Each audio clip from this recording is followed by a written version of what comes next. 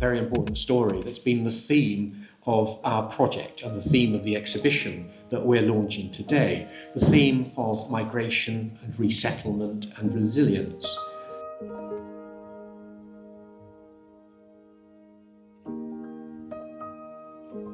The project, From Migration to Resilience, which has been funded by the Welsh Government and delivered by the Royal Commission, is an exemplary initiative that archives the experiences of Ugandan Asians in Wales. The project goes beyond historical preservation. It recognises and celebrates the invaluable contributions that the Ugandan Asian community has made to Wales. Wales has long been a nation defined by diversity. It's enriched by those who have chosen to make it their home and who have contributed immensely to our society. It's crucial that our cultural and heritage landscapes tell the stories that are inclusive and meaningful for all communities.